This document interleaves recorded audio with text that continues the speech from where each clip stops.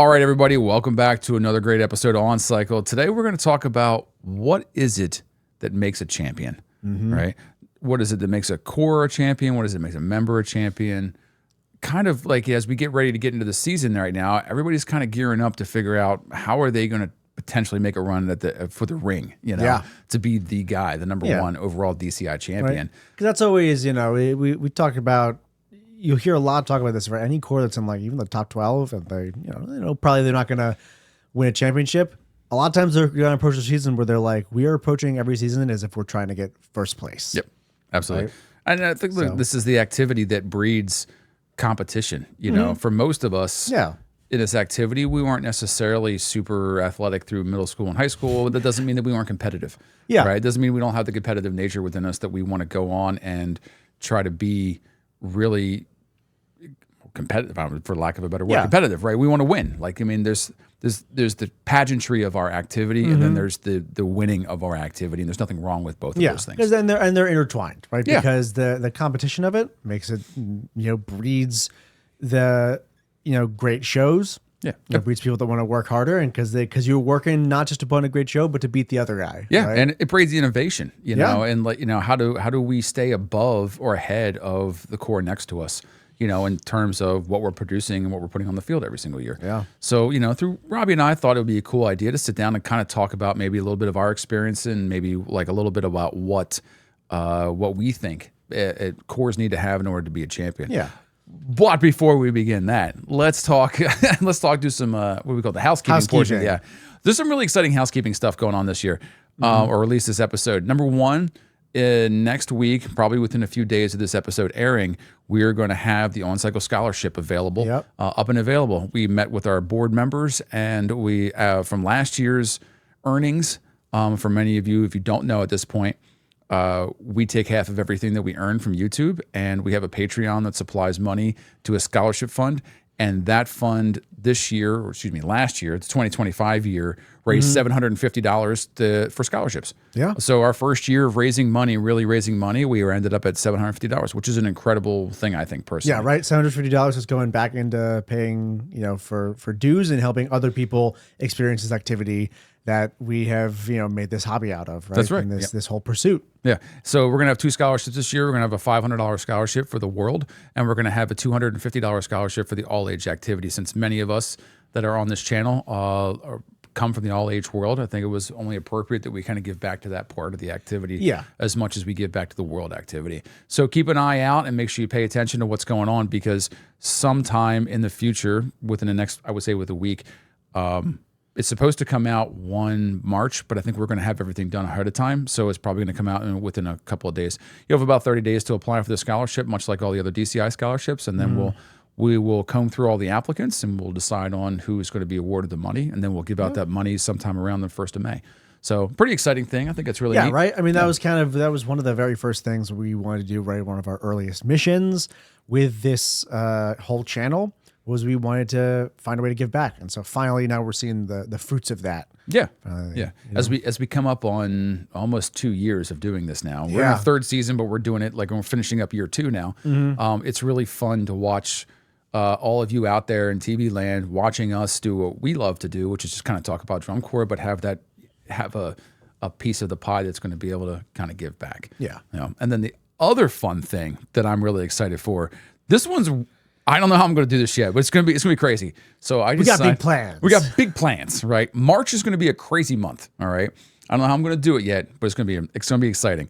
So they said it couldn't be done. They said it couldn't be done. They said it was impossible. I said, let's do it. So you'll see probably the next day or two, or very shortly here, On Cycle will be hosting a March Madness, but not for basketball, for drum corps shows. That's right. We're going to once and for all decide who is the greatest champion of all champions. We have 4 brackets: the 80s, the 90s, the 2000s, and the 2000s and forward. And we're going to look at all the greatest champions from those decades, and we're going to bracket them out just like a March Madness bracket. And we're going to go ahead and put it up to the fans. And I'm going to go live with Robbie, sometimes with Robbie, sometimes by myself, whoever wants to come on. We're going to do live episodes on Tuesday and Friday every week in March, around 7 p.m. We're going to come on, and that's going to be your opportunity to kind of make an argument for which show is the greatest. I have a list of all the shows that we're going to talk about, the competitions, the battles for that week ahead of time, and then you'll be able to go on there and you'll be able to go into the community section of our YouTube page and vote for who you think should win that particular bracket. And then we'll just go on up until we have one final champion. Yeah. So it's going to be pretty exciting. For those of you out there in TV land who maybe want to throw your favorite show in the hat, we're still taking submissions and ideas. Yeah. For who you'd like to see. So right now we have all the champions for all 10 years of the decades, to include the doubles for the ties. Right. There's a tie in the 90s. There's a tie in the there's two ties in the 90s, and there's one tie in the 2000s. So we're going to take those. So we're still looking for 5 or 6 more cores per decade to kind of fill out the list. So if you're interested in kind of telling us what you think should be, part of that championship list, please let us know. So does that mean, just to clarify, right? So we got all the champions picked out for each decade, right? There's 10 or so, sure, per take. Right. So what we're looking for outside of that is non-championship shows that we still want to, right? Yeah, right.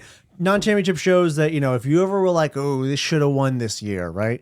Well, now is that show's opportunity to stand among the greats, right? If you're a steadfast Inferno fan and you're champion at the bit, you can submit that and see how well it does against other shows, if you think it was championship worthy. Yeah, absolutely. And this will be our first year doing it. I'm hoping to do it again next year. So if there's some shows you're like, hey, I didn't see my show this year. Next year will definitely be a not all first place show. I think next year will be a fan favorite show. But for this year, hop on board. It'll be a lot of fun. And you'll have the opportunity during the live episodes to get in and chat around with other people who are on a live episode. Maybe talk to me, talk to Robbie, and kind of, sell yourself and your core and your favorite show and which should be the winner. So I hope to see you guys around. So that's all the things I thought that was a cool segue from championships. Yeah. And what makes a championship. We're about to be talking about championship shows for the entirety of March. So let's talk about what makes these shows. Right. What makes a championship-worthy show, right? A first-place award-winning show. We call that a segue in the biz. Yeah. So I feel like the biggest thing about championship shows, and maybe this is stating the obvious a little bit, right, is that there's no like one magic component that makes a champion show, right? I feel like what really makes a first-place core, a gold medal winning core, is that everything from the top down is firing on all cylinders that year. Right, so there's all these different aspects to think about, right? When you're trying to think of, what drove this core? What was able to make this core win this year? Yeah, I don't think it's like you said, it's not any one thing. It has to be a combination of all things. And I can't think of a show that won all 3 of the major captions. You're talking about the brass, color guard, and the percussion. Like, I don't think there's any show that's ever swept in that regard. Not that I know of. If you know one there's out there. There's a few. I think Cadets 05. Did they sweep all the captions? I think they got almost all the sub captions. It was crazy. Wow. Okay. Interesting. Because I know even like the Cavaliers 02, which was a big, that was the highest scoring show at the time for close to 20 years. That didn't even sweep all the captions. Yeah. Fellini-esque got a comically high score, and they didn't win percussion that year. Right. Exactly. So I think that there's factors of that, what makes that. But I think, even talking about what makes a champion, like obviously that's the simple like front layer. That's the icing on the cake. What are the layers underneath of that that really start to help an organization really propel themselves? Because we talk about all the captions, but what about things like the support staff? What about things like administration? Yeah. What about things like administration? What about things? Yeah. So maybe we should structure this then and sort of like what most obvious to least obvious kind of in a way. All right. So let's start with most obvious. Most obvious. Does your show rule? Yeah. I even think most obvious is like you got to have members that can handle it, right? From day one, we like hard work is a big part of it, but you also have to have members that know how to work hard and also that have the talent for it, right? Yeah. You see any award-winning show and you just watch some of theirs perform, you're like, they are on a different level. Yeah, it definitely takes buy-in, from at the member level. Yeah, right. If we're just talking strictly members right now and their capability and their skill sets, I think any of the top 6 cores have the member skill set to be able to have a championship show. You know, Yeah, I mean, that's my personal opinion on it. I think that anybody, I think from, so. Yeah, I think that's fair to say. Crown was what, 5th place last year. They obviously have the member capacity to be able to do that. Yeah. So it can't just be that. It has to be. Yep. That has to be part of it. Yeah, right. That's a base level sort of entry. Yeah, that has to be part of it, but it can't be the only thing, right? Yeah. You can't just want it so bad, and then that means you get to win, right? Yep. You know. Well, yeah, because I think it's like there's two things, and this just goes back to how cores pick their contracted members in the first place, right? Because you can't just have a bunch of people who are crazy talented that can play all the notes everywhere, Right. and look good while they're marching. That's a big part of it. But like you said, you also have to sift through and find members that are willing to that have that buy-in. Yeah, Right, 100%. and that are open to like how to be a champion core. Right.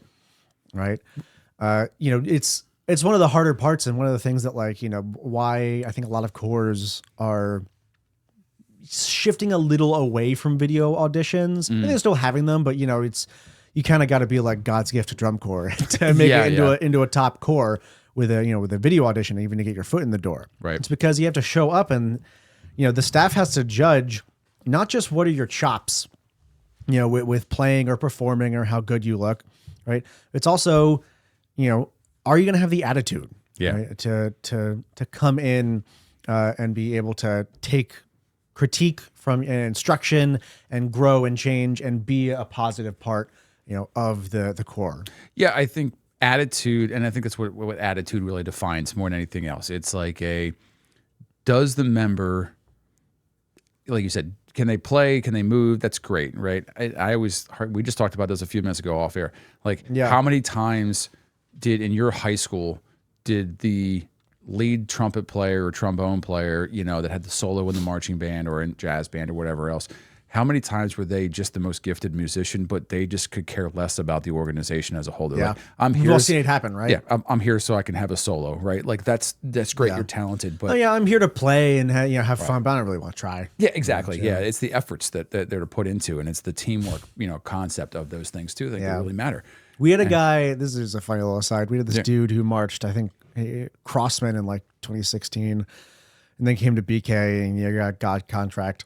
And he was a crazy good player. Like literally, our assistant caption head was like, "Hey, whatever his name is, I forget his name honestly, but like, hey, you like play what you played for me earlier." And in the front of the whole core, he's like played a excerpt of Carnivals of Venice. Yeah, like with all the crazy triple tongue, and we were like, "Damn." Yeah, right. But then he was like, first of all, showed up like halfway late to spring training. And when our section leader was like, texting him, was like, "Hey, you better, show up like ready to work." And he was like, "I'll just guide the form." He was like, "The hell you will." I'll just guide the form. And then he showed up. I love that.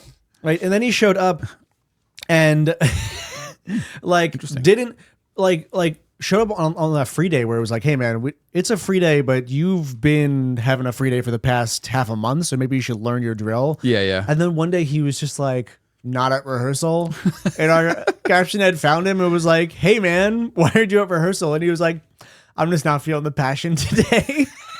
And then he bought a plane ticket and left. Oh, I love that. That's such a great example of of such talent. Right. And he just was like, I really actually want to work hard. Right. And he and even he cut himself by getting a plane ticket and leaving. Just but going. His ass would have been on the curb. Yeah. After that's done, even if he had not done that. Yeah. I wouldn't doubt that he already knew that and probably was like, I'm just going to go ahead. I'm just going to say it was all the trouble. Yeah, right. Yeah. Let's just go ahead and just make this call for myself. Yeah. Yeah. But that's exactly it. Like, I think that, which I hope that gives hope to people out there that are like, hey, maybe not the most talented member, but are really, really, really, really, really want to work hard for and with an organization to be successful. Right? Yeah.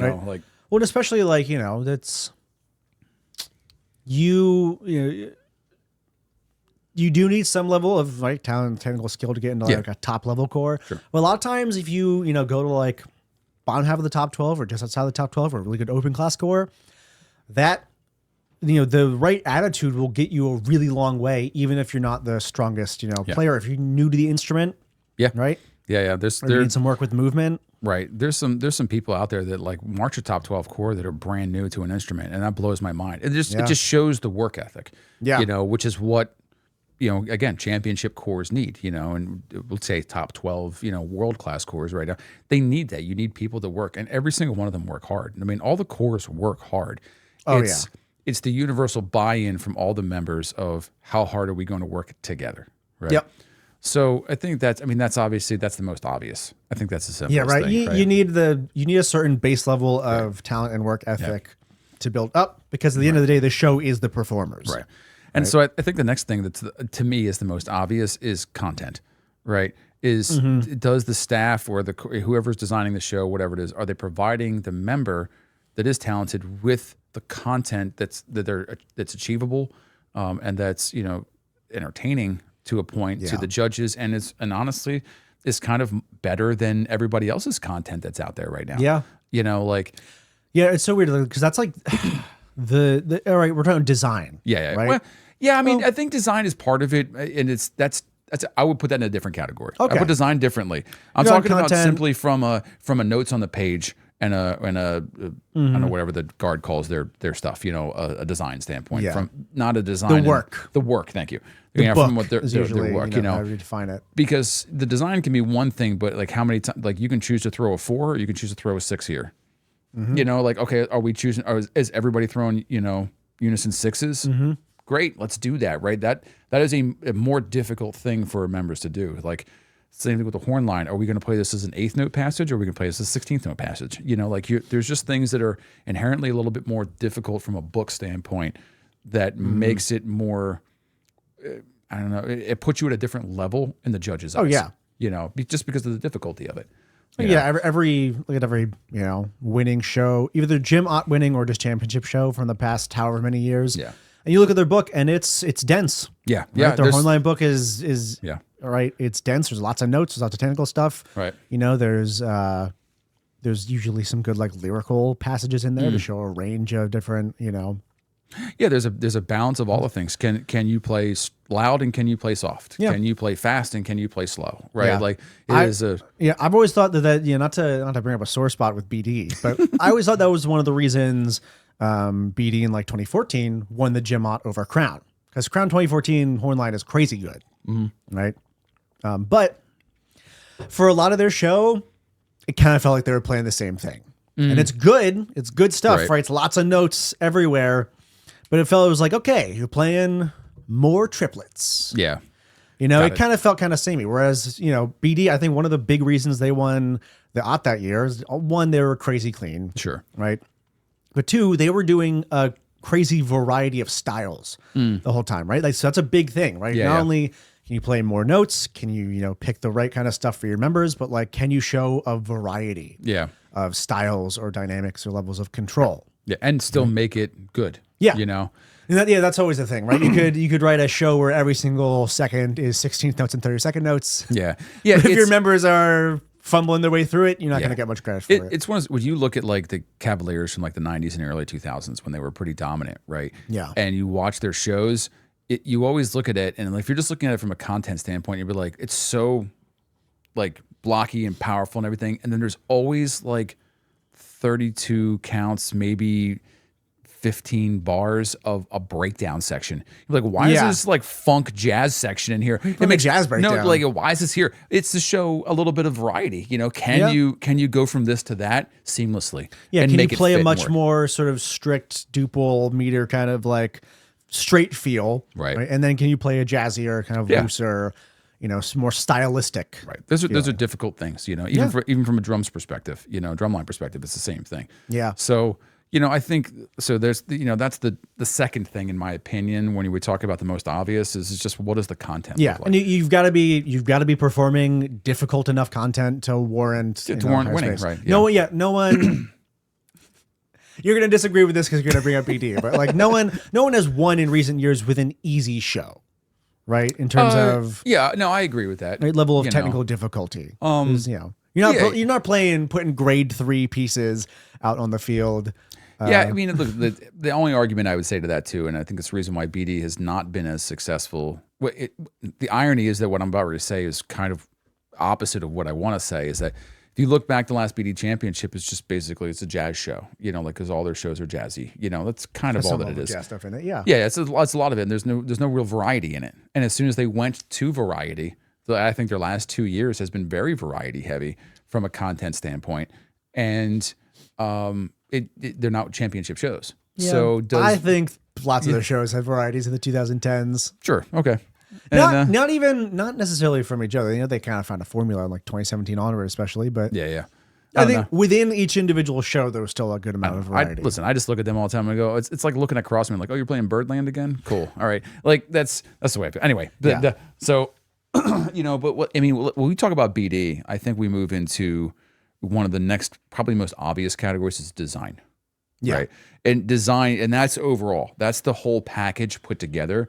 Because I will say this, as much as if you watch the show enough, like I grumpy about BD all the time, is that BD has a very seamless way of designing their shows and mixing all of the sections together in a way that always makes sense. Yeah. And that's very clear and it's very easily, assumable. Like their guard is interweaved really well. The percussion does the thing. Like they're just, the shows are built very well. Feels very cohesive. Yeah. Usually. Cohesive is a great word. Yeah. It's very, very cohesive. Right. And on top of being entertaining and, all the other things that it does too, like the design really propels them forward, I think, most of the time.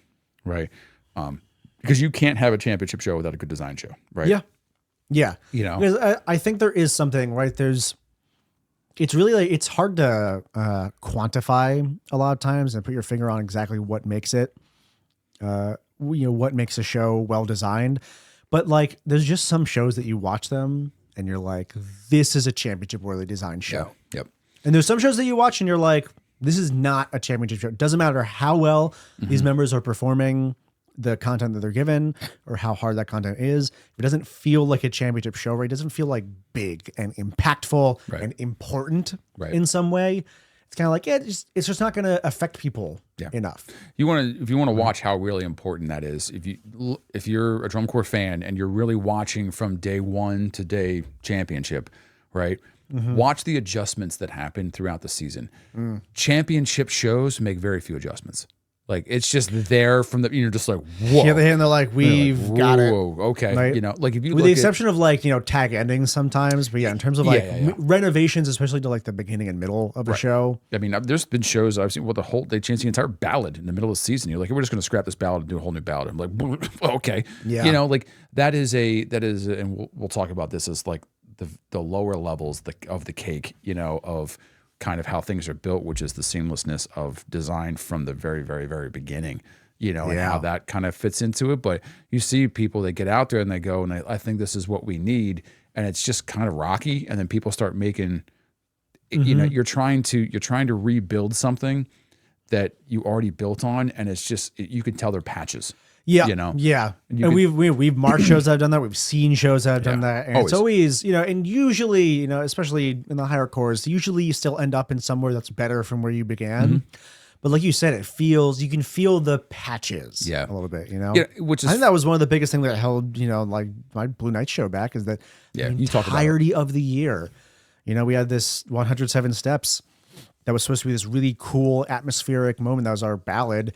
And it's the entire year. It was so clear. They were just like, the staff was like, this isn't working. And we don't know what to do with it. We don't even know what we want to be. Right. We were told like 4 completely distinct vibes for the attitude and atmosphere of this, this middle piece. Right. Right. And it just like, you can feel it whenever you watch a show like that, right? You can feel it. You're just like, even from an outside perspective, like this isn't quite working for some reason, right? And sometimes you can pinpoint the reasons, but a lot of times it's just right. Yeah. You can feel it. Yeah. It's just whatever you thought was going to work just doesn't quite work and doesn't quite fit seamlessly. And we'll talk about that again as we get further in the cake. I think that has to do a lot with staff preparation and staff cohesiveness, and those types of things.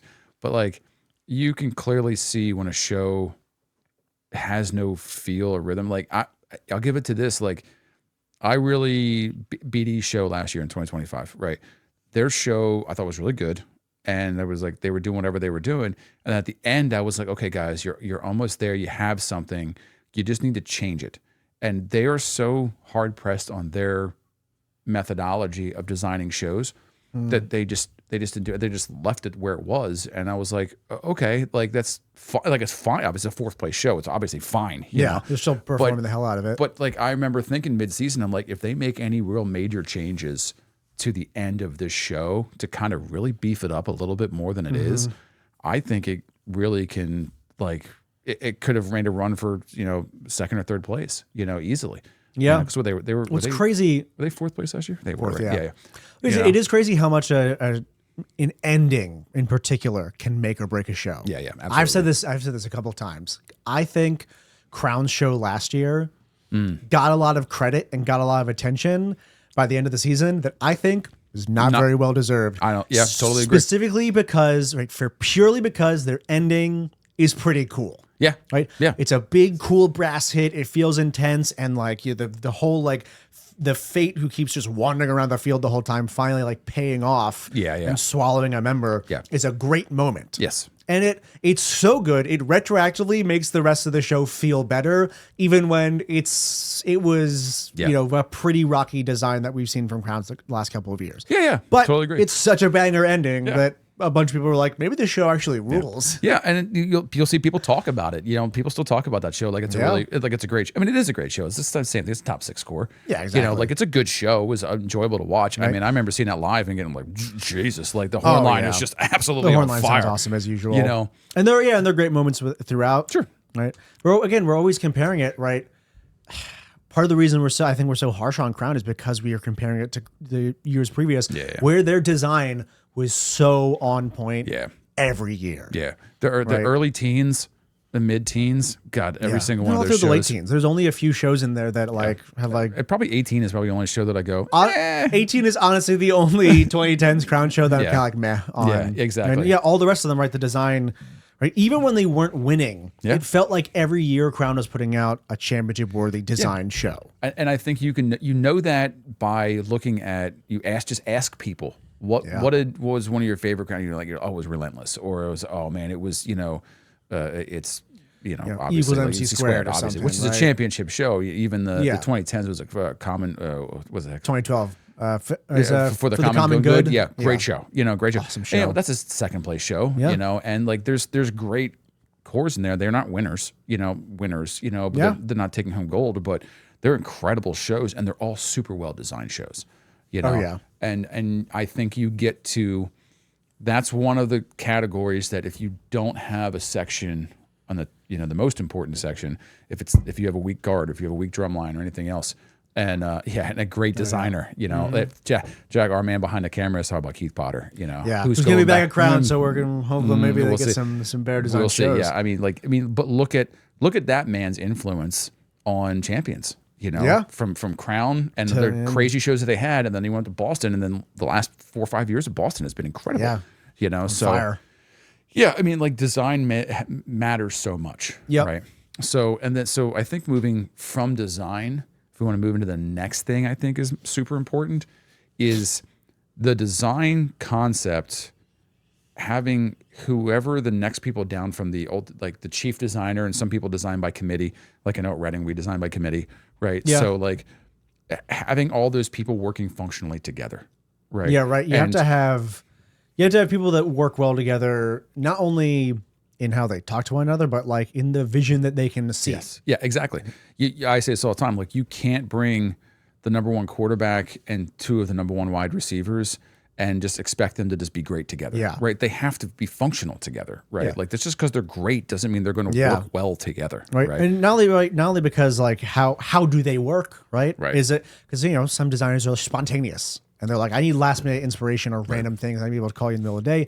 And some people are much more meticulous about it, and they're structured about it. Yeah. And not only that, but also, do they want to design the same kinds of shows? Right. Right. Yep. I'm sure any of the design staff at Crown or something, as you use an example, they went to Blue Coats, they'd be like, I don't want to write this kind of a show. Yeah. It's not what I'm interested in. It doesn't fit their educational desire or want or style. Yeah. Right. Like you don't want to make that. You don't get you can't necessarily always take like a great, action movie director and be like, can you make this rom-com for us? Yeah, like, right. I don't know. I don't know how to make that. I don't want to make that. Michael Bay does not do great at making rom-coms. Yeah, Michael Bay barely makes good action movies. You shut up. They're great popcorn movies. Yeah. Michael Bay is the Blue Devils of the movie world. I don't know about that. Everything the dude makes billions of dollars. I mean, for no reason. Yeah, I feel like James Cameron is the Blue Devils of the movie world. That could be because it's you're always like, this will never work, and then he comes in, he's like, I made $2 billion. And you're like, you've done it again. Darn it all, you. And he keeps making the same movie over and over again. Can't wait for Avatar 6, James. Super excited to see it. Exactly. I still haven't seen the last two. I haven't seen the third one either. But yeah, so you gotta you gotta have a design team that correct. I think that really and I think that is it's the middle layer of the cake for me, the top middle layer of the cake for me, because this championship cake. It's this championship cake we're building, right? Gold medal because cake. all the other stuff we've talked about is the icing on the top and all the accoutrement and all the decoration and everything else, right? That's what makes it look good. It's what makes it look good. But what makes it really taste good is that first layer, right? And if you don't have that, if that layer is not perfect, everything else falls apart because it's right in the middle. Yep. The people above it are not going to understand what's going on. Like you said at Blue Knights, you're like, I have 4 different ways of understanding this, so I don't need to know what's going on. Yeah, it's like in there, just trying to figure it out. And the staff in the lower part of the cake is going, we don't know what to teach or how to teach it, and you're dealing with, in some cases, you're dealing with people who butt heads. There's nothing worse than showing up to work and you have 2 bosses fighting over the same thing that you're supposed to do. Yeah. It's like, hey, I need you to do this spreadsheet today. And I'm like, no, I need you to go over here and work on this Word document. You're just like, whoa, which one do I do? I know what I'm supposed to do. Yeah, exactly. And not only does that frustrate a staff person, but it doesn't give you any kind of clarity into what it is, you're trying to accomplish. And then you just get frustrated. And where do you think, shit rolls downhill. Always. So like when they're frustrated, the staff's frustrated, and guess who's at the bottom of that hill? Every member who's just doing the best that they can. Yeah. Feels that frustration. Yeah. And if there is anything that has made BD successful over the tenure that they have been there, it's that right there. It really is they have a tested, proven system of communication, of staff, and Jack just telling me BD has pretty much had the same exact team since the 90s. That's 100% the thing as I started bring up at some point during this episode. Cohesiveness, right? Cohesiveness and consistency. Yeah, exactly. Staff, right? Yep. I mean, you look at any of the great cores over the last couple of years that they have at least a portion of the Crowns. Hornline has been great because Matt Harloff has been there. Yeah, and he brings in his people to teach, and they're usually probably people that he already taught once before. So like there's this cohesiveness of concept of how they're going to address and promote things, and then hopefully, and then so I don't want to say the breakdown, but I think where things start to get a little hazy is in that level when the horn guy's not talking to the drum guy, and the drum guy's not talking to the guard guy, or girl or whoever is in charge of any of those sections, and you start to get a different approach and a different vibe from things. I've said this for years, like in years that I've marched, I have a certain level, because we all know, if you know drum corps, like there's lots of time you spend by yourself as a horn line. There's lots of time you spend by yourself as a drum line and the color guard, right? And the pit. Then we have to come together for ensemble. If the idea of how ensemble is not similar to the way that you work as individuals, ensemble becomes a nightmare, right? Whether it's somebody up there who's just barking orders or going crazy, or maybe isn't as aggressive as in terms of like how they function. Yeah, you start to breed little animosities amongst sections and amongst people. Oh yeah, we've seen it happen. I mean, if you've seen, if you've got one section that's way more like laid back, it's kind of like, right. We're here, we're working hard, but we're not that strict about like etiquette or stuff like that. On a versus another section that's like super, straight laced, like, those sections, if they're not prepped well, it's not to say that those two sections can't work well together, but if the staff has not properly prepped them with how to work with that other kind of ethic, they're going to show up and it's going to be friction the whole time. Right? So, and I think like that's such a big part of how everything fits together, right? If any of you who are listening to the show and you're going to be on a staff, or you're on a staff now, or you've been on staff for years, and I remember this being a problem. It really always boils down to is the way that you are choosing. It's picking and choosing your battles, in those moments, right? When you have you have people in positions to do certain things. You have to trust that that person is there to do the thing that they need to do, right? I cannot begin to tell you how many times where we have, like, again, an ensemble, I'll use as an example, where you have an ensemble coordinator who is directing and doing all things like, hey, we're going to run this section right here. And then before that ensemble, what should have happened is that ensemble coordinator sits down with every section caption and goes, hey, these are the things that we're focused on today. You may have problems with this part of the show. You may have, in that section, you may have problems with this. We're going to work on this pass-through today. We don't care about how the horn line sounds, right? We need to work this pass-through because that's most important during this ensemble.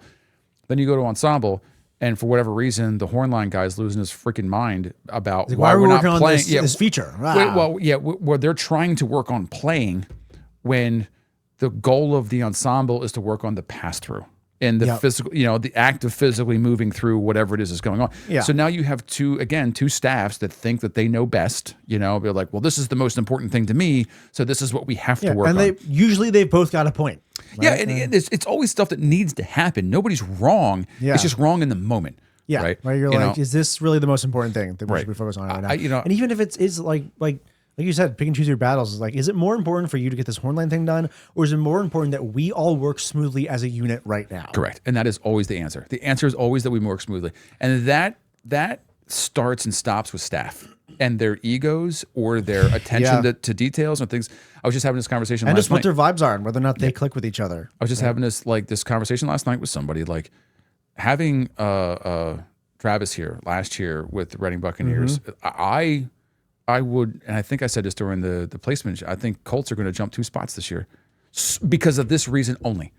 Because the reason is that he is one of the most, and I don't know how, like, I'm not in the behind the things, but whatever he did and however he communicated to our staff, it was the most cohesive ensemble blocks I have ever been a part of in 18 seasons of Drum Corps. Yeah. Right? They were incredible. And we talked about this before on the show, like, we were done early sometimes. Yeah, only time in our careers ever happened. And you want to know why? Because at the beginning of that ensemble block, there is a set list of things that we are going to address. We're going to do this chunk, and that. These priorities. And we are we're not deviating from it in any way, shape, or form. We have next week for that. We have tomorrow for that. We have whatever it is. Or if we have deviations, right? There's a certain amount allowed of like, we'll have a little bit of free time here. There's a little bit of right. Exactly. There's wiggle room, and that's it. And then you watch how successful we make it through the day. Everybody's happier. Everybody works harder, right? There's also, like, from a member standpoint, there's nothing better as a member than getting a lot of information at the beginning of, like, hey guys, this is what we're doing. This is what we're focused on. You guys do that. We're going to be okay. And then doing it, because what's the most famous, phrase in all of marching bandom, one more time. One more rep. One more rep, once. which is a lie, Dirty lie. Last year was the only year I was never lied to. It was like, hey guys, we're gonna do one more rep. And he went, okay. I said one more rep. That was one more rep. That was it. That was all you guys got. Meant that. Yeah. And then it was like, hey, was that a good rep? No. Sucks to be you guys. I told you one more rep. That's what we got. Moving on. I'm like, whoa. Like how wild does that drive the level of anticipation and intensity and trust amongst everybody? Yeah. To go, like, you only get this move. You get this rep. That's and it was crazy, in that level of, like, trust in everybody from the, staff between each other and to back and forth from members and to members. We had a lot of reps where, like, we would do something and they'd be like, that wasn't the best, but I think it's, and like the ability to identify, like, okay, that wasn't the best because clearly we need to work on something. So let's work on that right now versus that wasn't the best rep, but I actually think we don't have to worry about it. Yeah. We're gonna. That was the only time I've ever heard that, where like someone was not like that rep wasn't good, and so therefore you're a bad person. Right. You should be ashamed of yourself. How the 2010s drum corps style would do it. The times where it was like, hey, that rep wasn't the best, and we'll work on this next time. Yeah.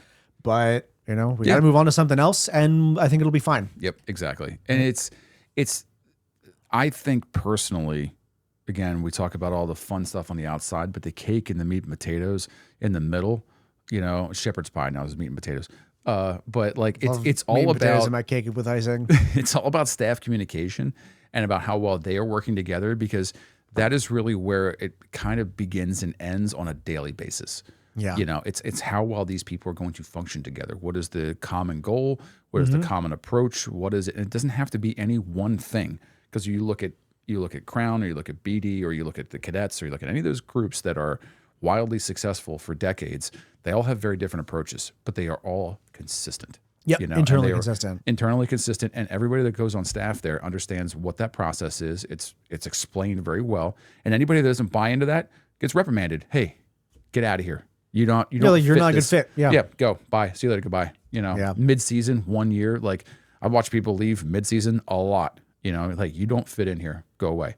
So you're not bringing to the table. Yeah, and it's not a bullying thing. It's just clearly we define that this is the way that we function, and you're not choosing to be a part of that. So we don't need you to be a part of this. Yeah. So have a nice day. Yeah. Right. And I think one of the things, I feel like we brought this up in like an early episode, right? But one of the things that I also clarified, like this staff cohesion and who you have on staff is so important in DCI, especially because they're the ones who are sticking around for 5 or 10 or 15 or longer years. Yep. Right. That's part of the trickiest part about DCI, and like, the most obvious thing is the members, but you get a completely new crop of members every 3 to 5 years. Yep. Completely by necessity, because we have an age out limit. Right. So, the only way to make the members feel internally consistent year to year is to have the staff be super cohesive and be consistent and be able to pick the members who are going to fit well, and then, teach them and fill them in the rest of the way so that they can come in and be the same kind of horn line or guard or percussion every year. Yeah. We talked about this in many episodes before, like going out to audition for audition camps and going, it's just like, you have to pick your, like, I think that's one of my number one things was find your core, like what core speaks to you as a person and the way that they approach every piece of what drum corps is. Whether or not, don't just be like, I like jazz, so I go. I mean, that's part of it. You know what I mean? But like, that's a big, right. You want to play something in a kind of show that you would want to play. Exactly. But like, it's also look at the level of intensity. We talk about Crown and Cadets all the time. They're a very intense East Coast type of organization. Yeah, they are not the Blue Devils and the Blue Coats. Who have that very West Coast kind of like laid back feels. Like, hey, we're all here to work, so we just work. Like, I don't need to tell you. Right. You need to like yell at me and make me run laps. I'm going to show up. I'm going to work hard. I'm going to do these things, right? Versus the cadets who are just like, I'm going to tell you how to take every step of every single part of your day. Oh, and I'm going to give you a friend to go with you all the time because we still don't trust you. Yeah. Like we're going to beat this show into you, and you are going to like it because that's what you came to this corps for. Exactly. Yeah. There's nothing wrong with either approach. Oh yeah. Everybody has their opinions about what they like and what they don't like. About those two different approaches, but like they work. Obviously, like the Blue Devils and the Cadets are two wildly successful organizations. Yeah. And it's like you said, right? As long as it's internally cohesive, from staff to members and everything in between, right? That's what really matters. Yeah.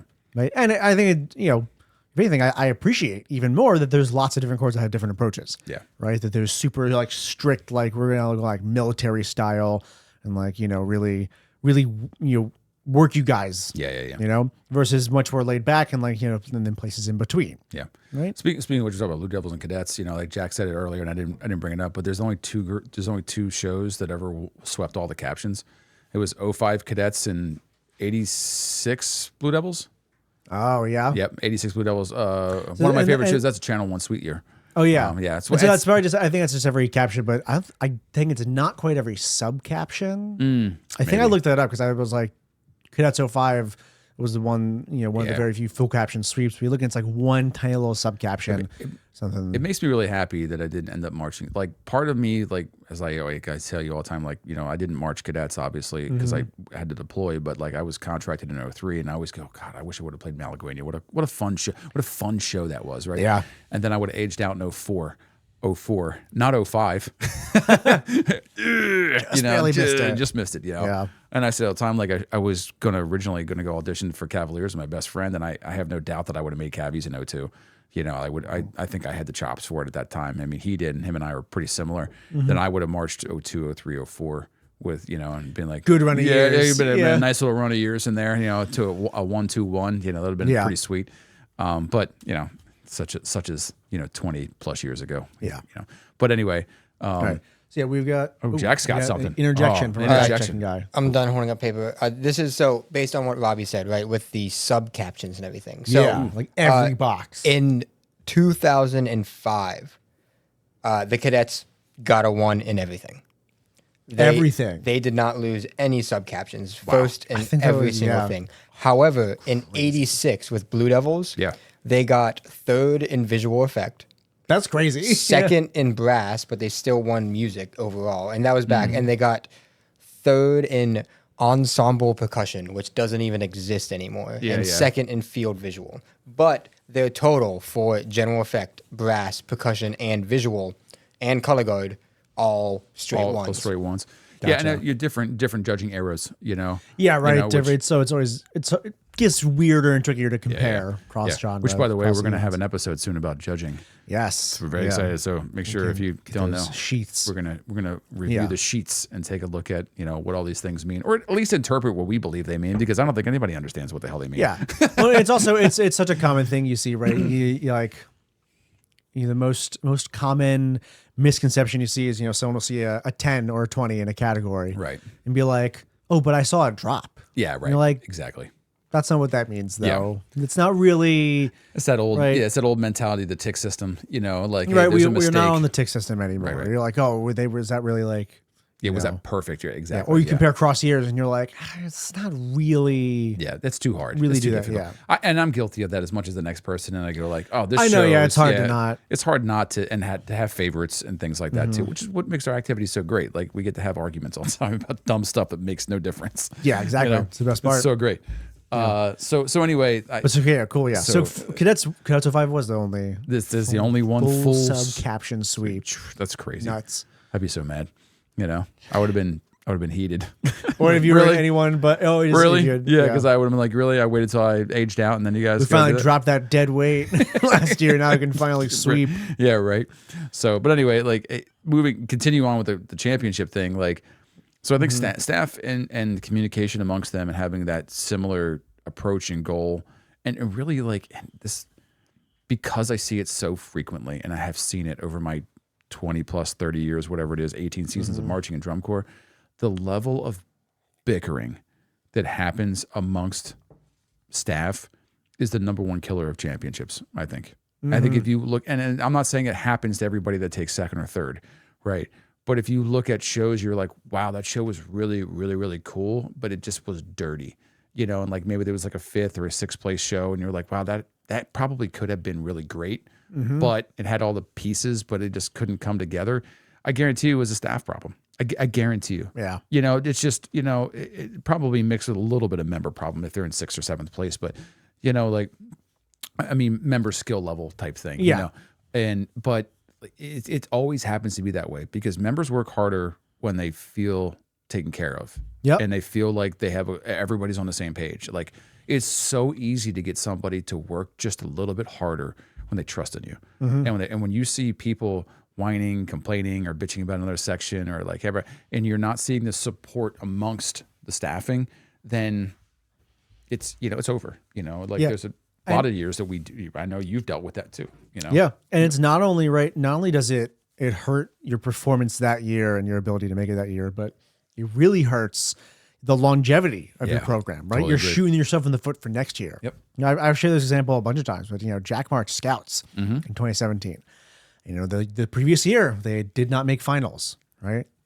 So the staff came in that year with a big old chip on their shoulder, and they made it the members' problem. Yep. They were like, you guys have to work harder so we can make finals. Yeah. We're going to kick your asses. We're going to take free days away from you. We're going to take free time away from you. Yeah. And we're going to make you feel like crap because we have to beat you into the shape that you have to do. And guess what? Yeah, they made 12th that year. Yeah. And then next year, everyone went, that sucked. I'm not coming back I felt how uncohesive and how crappy, the staff acted towards each other and towards us sometimes. Right. I'm going somewhere else, right? Because you did teach me a lot. And you taught me the skills I need to go to a better core. Yeah, exactly. Right? And then they dropped to 17th or 15th or 17th or something. Yeah. That year, I think 15th. Right. I thought they went down. I thought they were like 17th. And then 16th. the next year they they went into a kept bit of a going nosedive. Okay.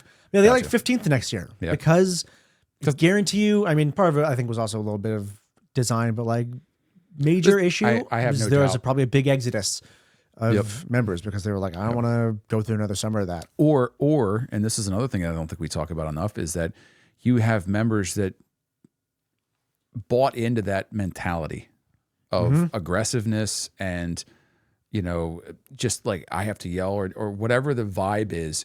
And they bring that to next year and it's not the right especially great example of Scouts 70 to 18. 18 was like hearts. Yeah, we have a fun flugel soloist and a jazzy section. Yeah, and people were just like, people brought that. They carried over that energy. It's the wrong. Yeah, it's the wrong vibe. It's the wrong energy, and it's just the wrong behavior from member to member. Like you're teaching young men and women that's an acceptable way of educating or an acceptable way of communicating, and then you're sending them off into the world outside of drum corps and going, hey, go educate children, because most of a lot of your DCI kids are going to be future educators. Right. I mean, this is how I was. This one year I marched Madison, I was successful because every single instructor just yelled at me until I did the right thing. Right. I mean, that's not a good message. That's it's a terrible message. That's one of the underlying things that I think sometimes gets a little overlooked, because we go about year to year looking at how do we be successful this year, how do we get a championship, But the other really important thing to always keep in mind is you're not just building a core and a show for that year. You're building students and members into the people that they're going to grow up to be. Yep. Right. I totally and agree. you have a certain amount of responsibility with that. I think you teach them right. An enormous amount of responsibility. Which is why I don't hate it, because I think there's a place for everything. But if you don't have a very good staff that are training new staff the proper way, because drum corps is filled with very young educators, people who just got done marching, who decided that they want to come back this year and teach. So you were in a line last year, and now you're an educator this year. You're a tech. Yeah, that's a very weird place for a lot of, because there's friendships that's developed. There's a different leadership style. There's I'm going to make my mark. And young people educating, they need guidance. Because there's a lot of mistakes that can happen, and some of these kids only get 1 year at the drum corps. And if you're the reason, if you're just there making mistakes all day, you're not providing a good experience for a younger, newer member too. So I think that there's all those things. There's so much minutia in all that stuff, right? And let's go to the last thing that I want to bring up, and I think is this going to be the same thing for administration? Right. Right. Logistics and administration. It's the same thing. You hear generals say it all the time. They're like, wars are won with logistics. Yep, 100%. The only way a big cooperative organization working towards a common goal has any chance of being successful is if the logistics and the administration are running smoothly. Yep, 100%. It's not the glamorous part of the activity. Nope. We want to see all the performers doing their cool stuff and the cool shows and whatnot. But if people are not getting to where they need to be and being fed on time and with the right food and given the proper equipment and facilities, you don't have a shot, right? It doesn't matter how much educational experience or knowledge or gumption you have. Yeah. Right. If things are not running smoothly behind the scenes, you're dead on arrival. Yeah. And I think it's just not only that's too stuff, but you have administration that puts people like staff in place. They're the ones ultimately that choose who is going to be the figurehead or the leader of these organizations from a member standpoint, from this person, whoever the core director is, CEO, whatever they are, I'm choosing this person to be our head percussion guy and our head visual guy and our head whatever. Those people are representative of the organization. So if the administration is not doing their due diligence to check these people and make sure that they are hiring people that are representing what it is they want the organization to be seen as, then it's not, that's a huge part of it. I think if you look at groups like the Blue Coats, who have had a pretty continuous rise over the last 25 years. I think, the biggest and most consistent rise in popularity and quality and competitive success over these years. Recent years. Yeah, exactly. Over the last 25, 30 years, you look at, and I would even put Crown in that to some extent too. Their rise from the 90s into the 2010s is crazy to watch. Right. Yeah. And it's because you had administration that was very, very, very dedicated to what they wanted their core to be from a member experience, from an educational standpoint, from a big picture of all of DCI standpoint. All these things have to be talked about, and they all have to be addressed. They don't have to be worked on, And I think when you look at cores nowadays versus probably 30, 40 years ago, cores nowadays are businesses. They weren't necessarily that in the 80s and 90s. They were still just mom and pop kind of run, kind of like what we do now with All Age. All Age, there's nobody getting paid in All Age other than the instructors. The administration's not getting paid. There's a passion project for them, just like this is for us. It really is just love of the game kind of stuff, and they want to see their organization be successful. and have those things. When you look at the two most successful organizations in all age, you look at organizations that have been run by the same members administratively for 40, 50 years. There has not been a lot of change in the Reading Buccaneers and Hawthorne Caballeros. Like, there are very consistent members and organizations and families that are involved in what it means to be a Buccaneer and what it means to be a Caballero. And that's why they're the most successful. That's why they're the most successful groups. Yeah, I mean, you we talked to old, members of the Buccaneers that were around in the 90s or 2000s, especially the staff and the people who were behind the scenes. And you start to realize, it's not just that all of a sudden Reading came out with great shows and great members and were, started the crazy winning streak through the back half of the aughts. Right. It started before that. It started years before that when, like right around the turn of the 2000s, they were like, we need to start running this in a different way. Yep. We need to start making sure we've got consistent support and consistent approach and logistics and, putting together the behind the scenes to make sure that the core is supported and that, because it doesn't matter if you hire the best instructors on the planet, if you're not giving them the support that they need to be creative and instructive and great teachers and great designers, or if you're not giving them all the supports to do that so that they don't have to worry about any of the other crap, right? Then you're not going to get anywhere. Yeah. Look, I said it all the time. Like, I was part of that crew of people that went through that difficult years of building into what the Bucks have become as far as the champions are concerned. And it is, if it wasn't for the logistical ease of a lot of the things that we were dealing with and for the patience and the approach that all the administration took when there were problems, because listen, we didn't have the greatest staff.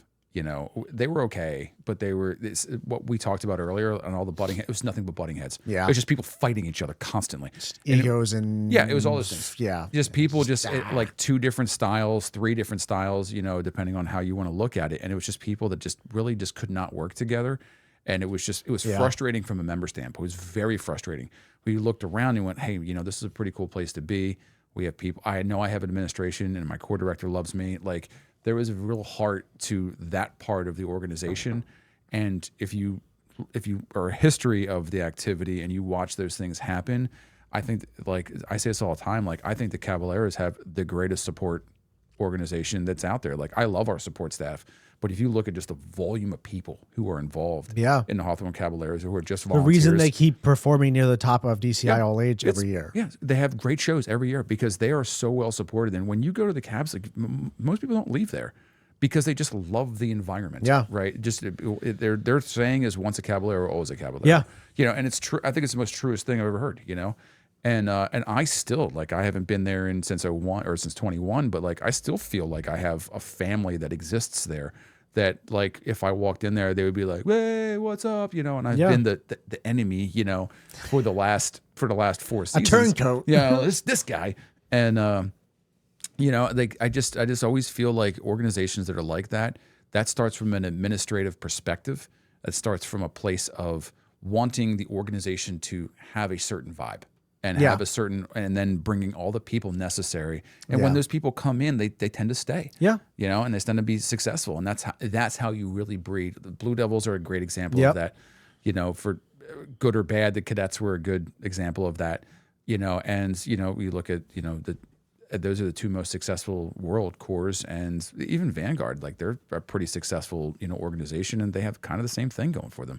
A lot of consistency over the years. So. Yeah.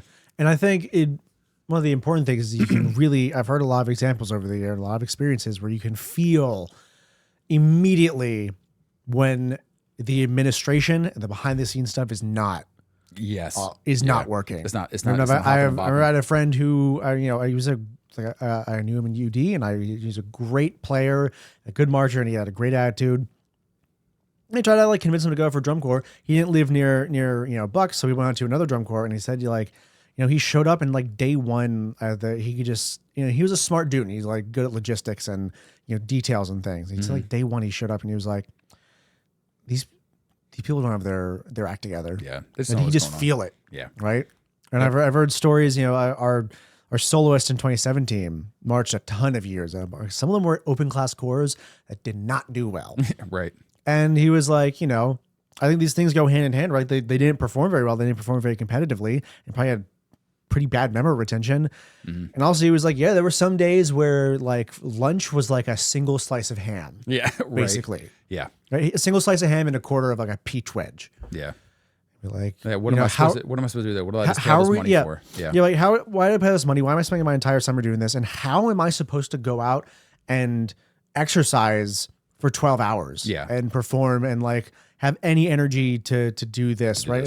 And if the meals to the members are not even getting complete, right? If you can't have someone go out and be like, Jesus, guys, I'll drop $100 to get us some bread or something for the whole core. Yeah, yeah. But if you can't even get like that part of it, like, you know, all the rest of the administration logistics were a complete mess. Yeah, exactly. Right? You know, and it's the same thing. It's just like the staff when if you have fighting within the administration and you don't have an understanding of the hierarchy of how things work and buy into that hierarchy, then it's just going to be it's a shit show.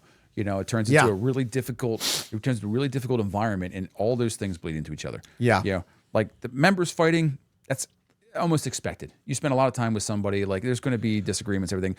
That's solvable. Yeah. Right? If you have this up here, you know, and if you have the meat of the cake, you know, that's not this meat cake that we're this making. Meat cake that we're making. Todd meat cake.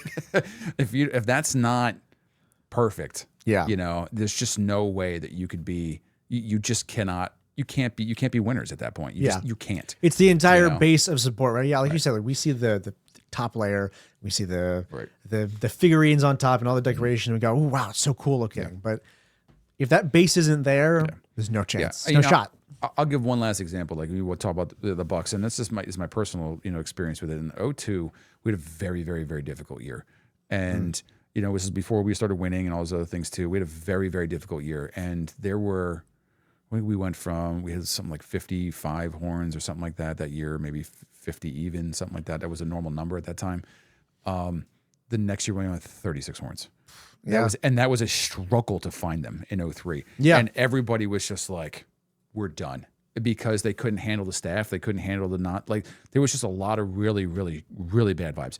And I give all the credit to the administration for sticking with what they were doing and realizing that, hey, look here, we see all the problems. We're going to go ahead and get rid of these problems, even though we have a lot of really good connection with those people. Like those people have been here for a long time. They're long-term, members or whatever else. We're going to ask a lot of people to go away because you're the problem. Yeah. And then 2004 was a little bit better. And then finally by 2005, when we won our first championship of that era, you could see that they removed and added the right people to make the organization successful for that year. Yeah. And since then they have just followed that roadmap and have been successful.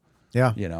It's not, I say it all the time, it's not rocket scientist to be a champion. Like their stars have to align and there's some things that have to go on, but really it just takes a little bit of time and effort and energy to. It's the secret to anything, right? It's the secret to, exercising right or eating right or doing being successful in a career. It's like there's not like a trade secret. Yeah. Not some secret to, how do these cores that are winning, or how do they keep winning? Yeah. There's not some secret book where you're going to look and be like, right? The right thing to do is easy to identify. Yeah. It's just hard to actually do. Yep. It's hard to stay with it.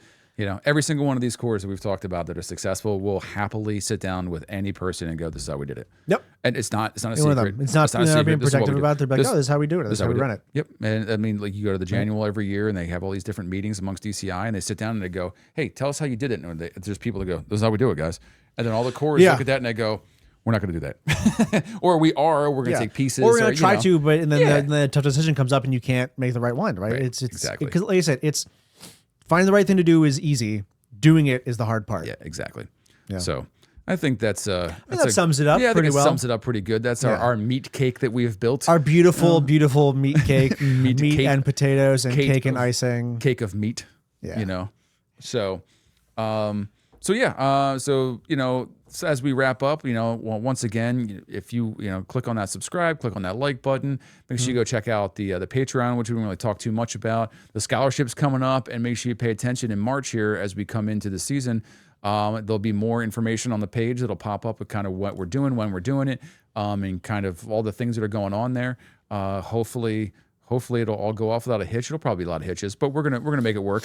And so those are all the new and exciting things that are coming up for the next episode. So, I'll shoot it over here to Robbie and let you finish up all the good stuff. Yeah. So as usual, right?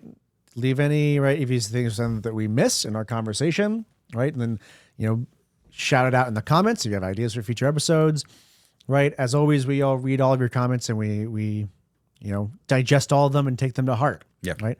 But you will not be seeing us until next time, right? Where, it's the off season. So, the members, we'll get some episodes out, but especially be on the lookout for the March Madness thing that is starting, for the scholarship information, and for everything else. Right. But until then, we'll see you next time off cycle.